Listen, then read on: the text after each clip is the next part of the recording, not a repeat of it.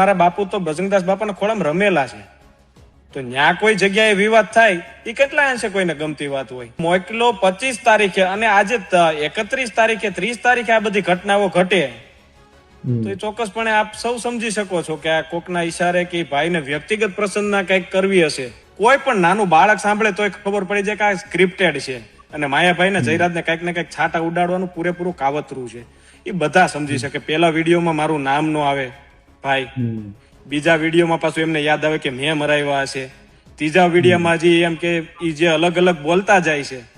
તો એવી રીતે થોડું હોય કે એક એક દિવસે માણસને અલગ અલગ રીતે યાદ આવે. આપ મીડિયાના મિત્રોને મારી કરબંધ પ્રાર્થના છે, ખાસ કરીને આપ અહીંયા પણ થોડુંક આપની રીતે તપાસ કરો કે આની પાછળ આખું શું તંત્ર ચાલી રહ્યું છે. બાપા બધાને સદબુદ્ધિ આપે, બીજું તો શું કહે ભાઈ. કોઈ આગળ એવા પ્રૂફ પુરાવા હોય તો આપના માધ્યમમાં જાહેર કરે.